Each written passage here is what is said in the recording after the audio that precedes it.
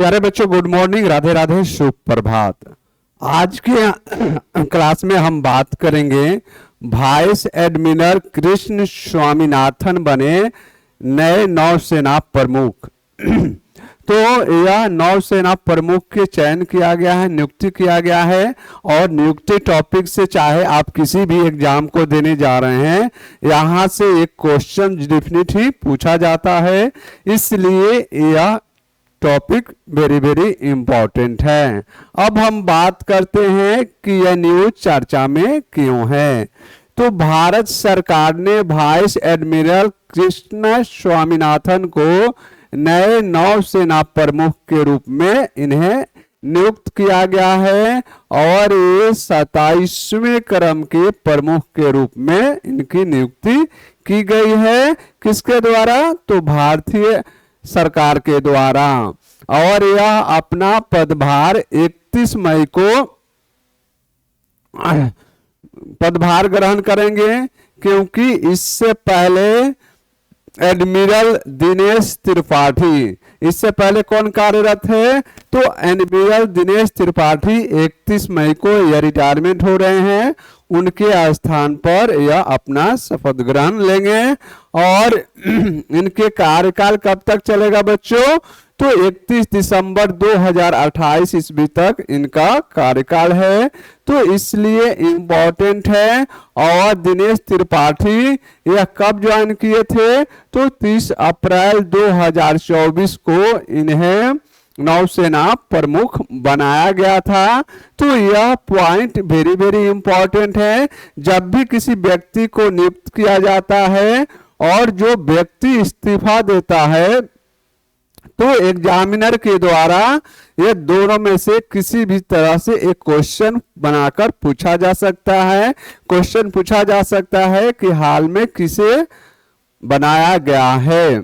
अब हम बात करें इसके प्रमुख बिंदु के बारे में, तो वर्तमान में स्वामीनाथन मुंबई में पश्चिमी नौसेना के कमांडर के पद पर कार्यरत थे।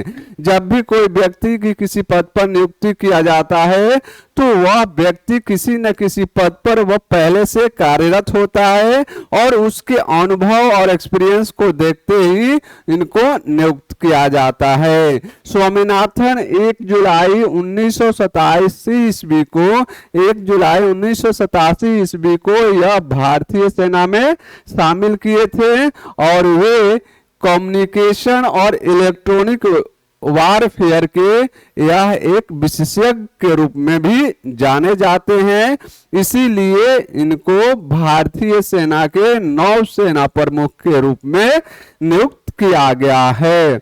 अब हम बात करें कि स्वामीनाथन INS विद्युत, INS विनाश, INS कुलिस और INS मैसूर जैसे वारशिप पर इनके पास अनुभव है और यह क्षेत्र सैन्य क्षेत्र के एक अनुभवी व्यक्ति होने के कारण इनको नियुक्त किया गया है।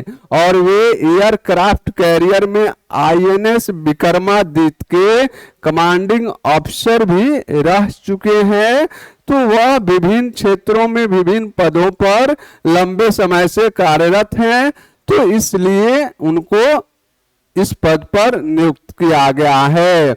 अब हम पुरस्कार यानी अवार्ड की बात करें, तो स्वामीनाथन को परम विशिष्ट सेवा मेडल, अति विशिष्ट सेवा मेडल और विशिष्ट सेवा मेडल से यह सम्मानित किया गया है।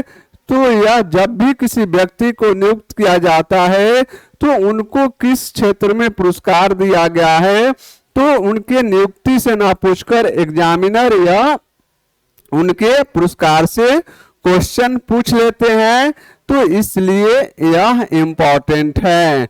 अब हम इनके शैक्षणिक योग्यता के बारे में बात करें बच्चों, तो इनकी शैक्षणिक योग्यता, इन्होंने NDA किया हुआ है खरगवासला से और ब्रिटेन से joint services commanding and staff college में शिक्षा ग्रहण किया है और अमेरिका के यूनाइटेड स्टेट नेवल वार कॉलेज से भी इन्होंने पढ़ाई किया हुआ है और मुंबई विश्वविद्यालय से सामरिक अध्ययन में इन्होंने एमफिल किया है और मुंबई विश्वविद्यालय से ही इन्होंने पीएचडी किया है और अंतर्राष्ट्रीय अध्ययन में इन्होंने पीएचडी किया है। तो यह एक इनके पास हाई लेवल की एजुकेशन है, तो भी यह इम्पोर्टेंट है। और हम बात करें इनकी इस टॉपिक पर एक एमसीक्यू यानी एमसीक्यू के बारे में, तो यह क्वेश्चन पूछा गया है नौसेना प्रमुख किसे नियुक्त किया गया है। ऑप्शन ए है admiral Dinesh Tripathi, option B है एडमिरल सुब्रमण्य, ऑप्शन है vice admiral Geeta Rani, option D है वाइस एडमिरल कृष्ण स्वामीनाथन। तो इसका सही जवाब क्या होगा, आप सभी हमें कमेंट के माध्यम से बताने के कष्ट करेंगे। अगर यह मेरा सेशन आप सभी को अच्छा लगे तो प्लीज अपने दोस्तों और ग्रुपों में इसे शेयर करिए। जो कॉम्पिटिटिव एग्जाम की तैयारी कर रहे हैं उनके लिए यह रामबाण साबित होने वाला है। तो मिलते हैं नेक्स्ट सेशन में, तब तक खुश रहिए, मस्त रहिए और पढ़ते रहिए।